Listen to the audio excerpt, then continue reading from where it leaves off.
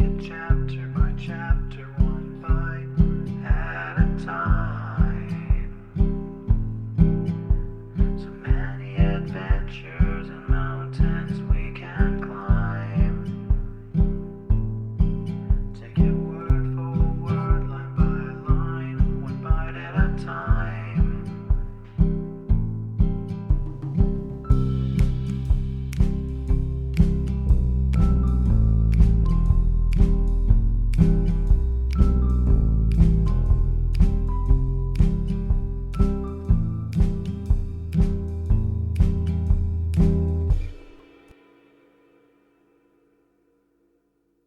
Welcome to Bite at a Time Books, where we read you your favorite classics one bite at a time. My name is Bree Carlile, and I love to read, and wanted to share my passion with listeners like you. If you want to know what's coming next and vote on upcoming books, sign up for our newsletter at biteatatimebooks.com. You'll also find our new t-shirts in the shop, including podcast shirts and quote shirts from your favorite classic novels. Be sure to follow my show on your favorite podcast platform so you get all the new episodes. You can find most of our links in the show notes. But also our website, biteatatimebooks.com, includes all of the links for our show, including to our Patreon to support the show, and YouTube, where we have special behind the narration of the episodes. We're part of the Bite at a Time Books Productions Network. If you'd also like to hear what inspired your favorite classic authors to write their novels, and what was going on in the world at the time, check out the Bite at a Time Books Behind the Story podcast, wherever you listen to podcasts. Please note, while we try to keep the text as close to the original as possible, some words have been changed to honor the marginalized communities who've identified the words as harmful, and to stay in alignment with Bite at a Time Books' brand values. Today we'll be continuing Great Expectations by Charles Dickens. Chapter 20. The journey from our town to the metropolis was a journey of about 5 hours. It was a little past midday when the 4-horse stagecoach by which I was a passenger got into the ravel of traffic frayed out about the Cross Keys, Wood Street, Cheapside, London. We Britons had at that time particularly settled that it was treasonable to doubt our having and our being the best of everything. Otherwise, while I was scared by the immensity of London, I think I might have had some faint doubts whether it was not rather ugly, crooked, narrow, and dirty. Mr. Jaggers had duly sent me his address. It was Little Britain, and he had written after it on his card, just out of Smithfield and close by the coach office. Nevertheless, a hackney coachman, who seemed to have as many capes to his greasy greatcoat as he was years old, packed me up in his coach and hemmed me in with a folding and jingling barrier of steps, as if he were going to take me 50 miles. His getting on his box, which I remember to have been decorated with an old weather-stained pea-green hammercloth moth-eaten into rags, was quite a work of time. It was a wonderful equipage, with 6 great cornets outside, and ragged things behind, for I don't know how many footmen to hold on by, and a harrow below them to prevent amateur footmen from yielding to the temptation.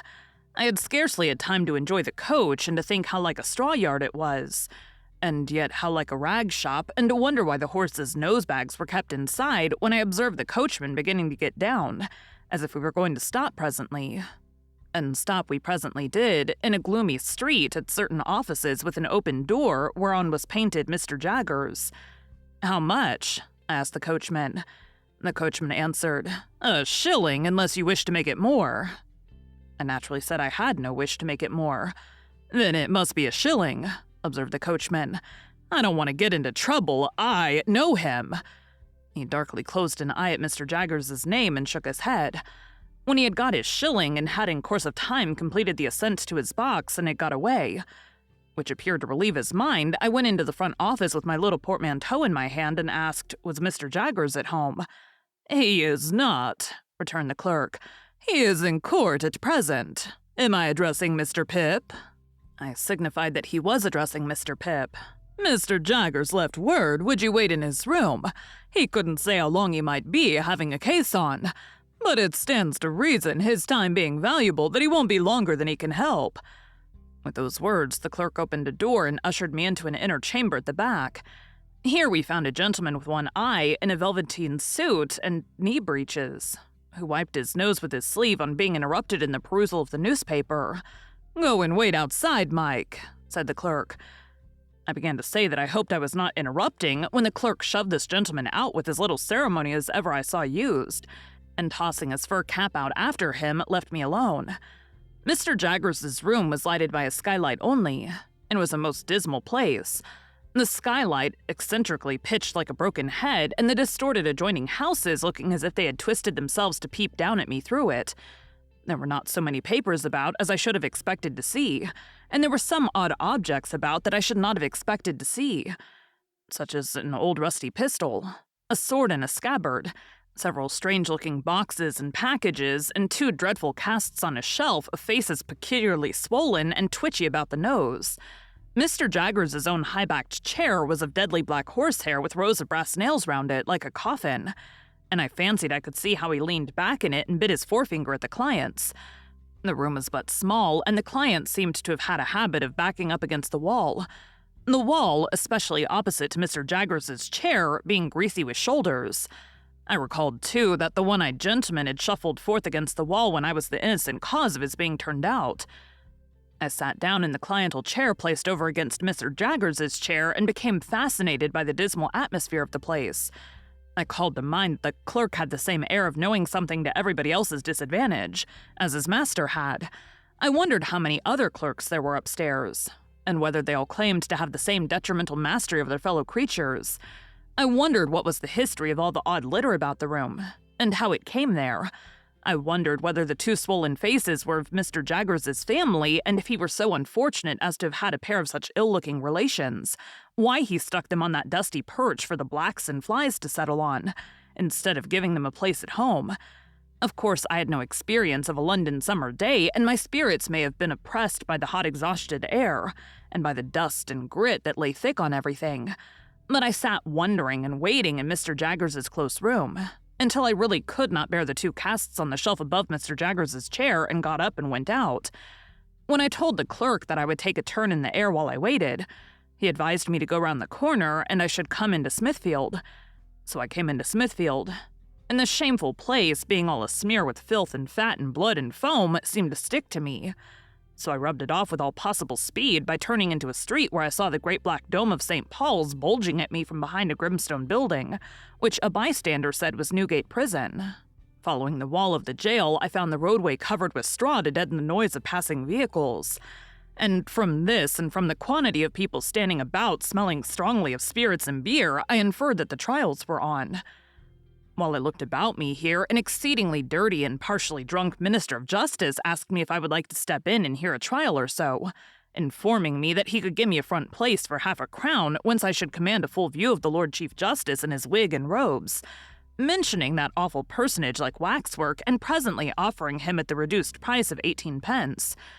As I declined the proposal on the plea of an appointment, he was so good as to take me into a yard and show me where the gallows was kept, and also where people were publicly whipped, and then he showed me the debtor's door out of which culprits came to be hanged, heightening the interest of that dreadful portal by giving me to understand that 4 on 'em would come out at that door the day after tomorrow at 8 in the morning to be killed in a row.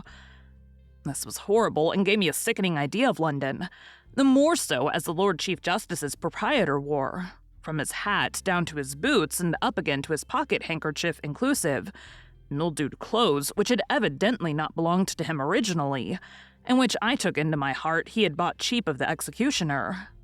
Under these circumstances, I thought myself well rid of him for a shilling. I dropped into the office to ask if Mr. Jaggers had come in yet, and I found he had not, and I strolled out again. This time I made the tour of Little Britain and turned into Bartholomew Close, and now I became aware that other people were waiting about for Mr. Jaggers as well as I. There were 2 men of secret appearance lounging in Bartholomew Close and thoughtfully fitting their feet into the cracks of the pavement as they talked together, one of whom said to the other when they first passed me that Jaggers would do it if it was to be done.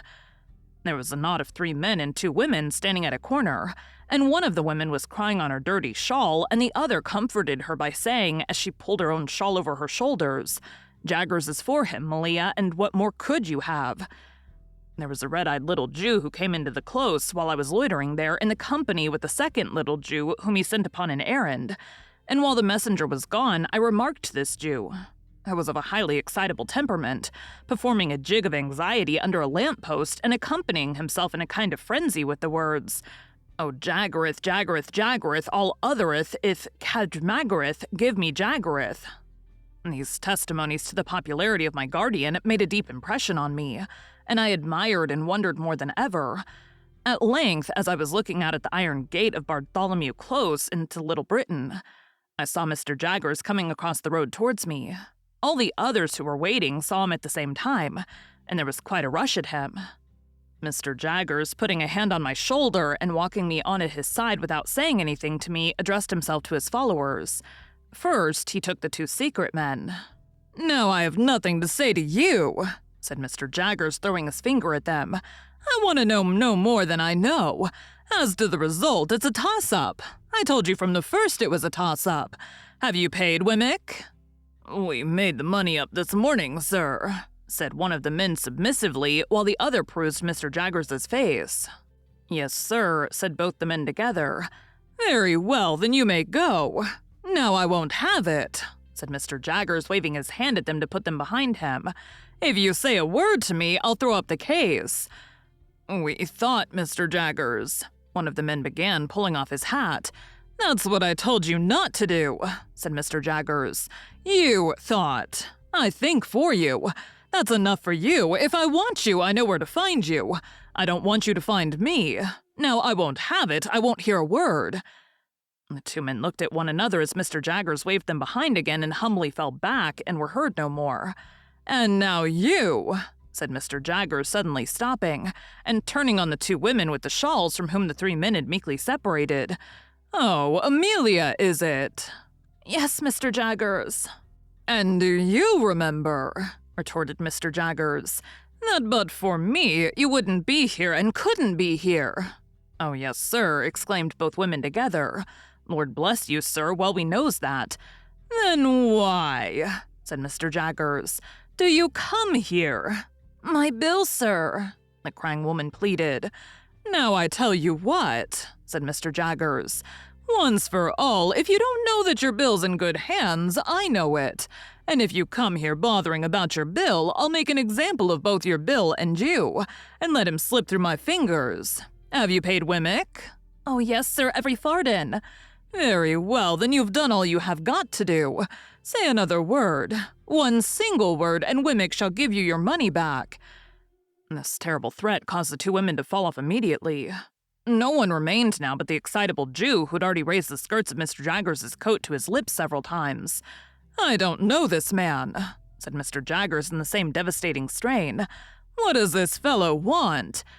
"Mathir Mither Jaggeth, own brother to Abraham Lathereth." "Who's he?" said Mr. Jaggers. "Let go of my coat." The suitor, kissing the hem of the garment again before relinquishing it, replied, "Abraham Lathereth on thither pithen of plate." "You're too late," said Mr. Jaggers. "I am over the way." "Holy Father Mither Jaggereth," cried my excitable acquaintance, turning white. "Don't thay you're again Abraham Lathereth." "I am," said Mr. Jaggers, "and there's an end of it. Get out of the way." "Mither Daggereth, have a moment, my hound conteth con to Mither Hemwick at this present moment. The hoffer in many terms.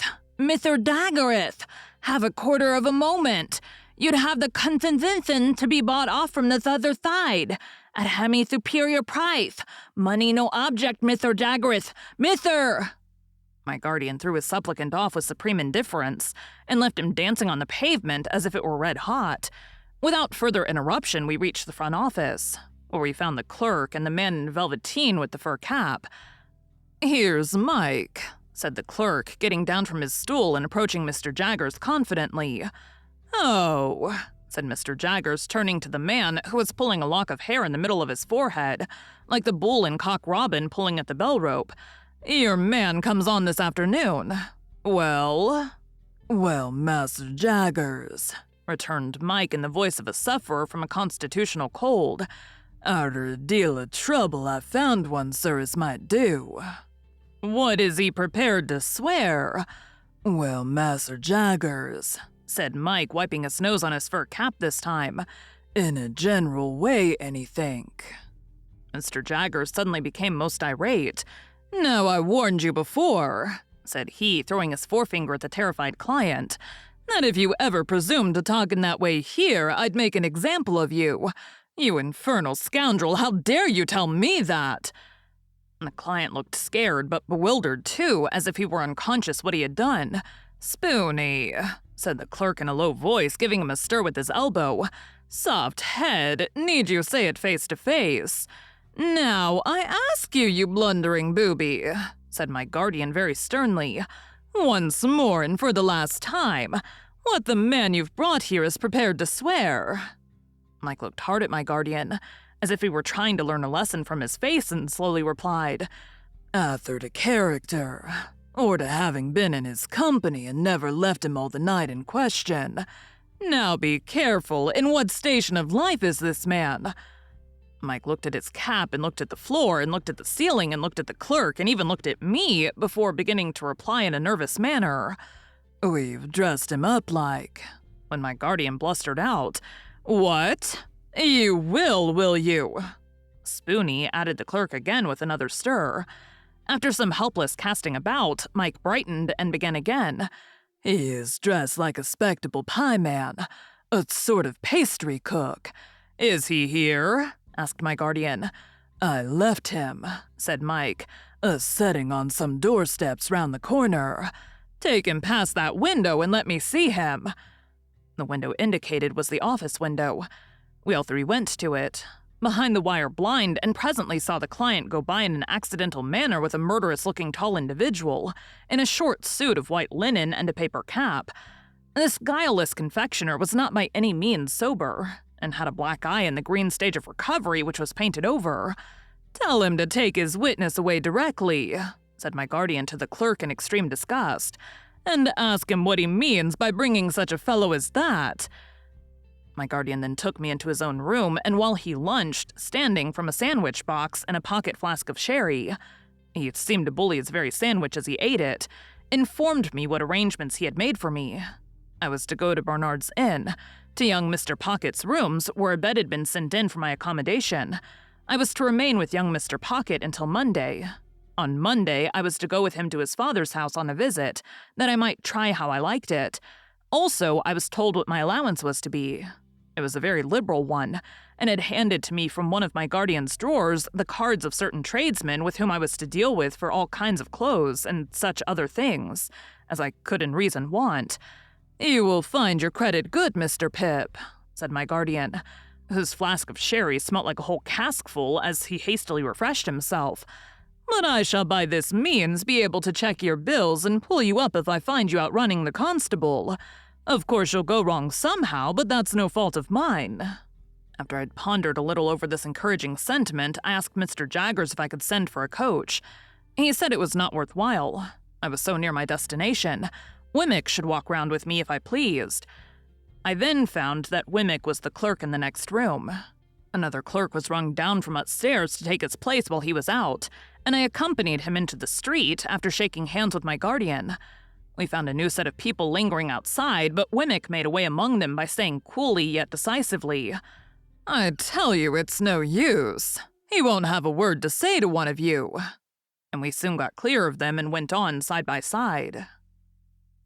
Thank you for joining Bite at a Time Books today, while we read a bite of one of your favorite classics. Again, my name is Bree Carlile, and I hope you come back tomorrow for the next bite of Great Expectations. Don't forget to sign up for our newsletter at biteatatimebooks.com and check out the shop. You can check out the show notes or our website, biteatatimebooks.com, for the rest of the links for our show. We'd love to hear from you on social media as well.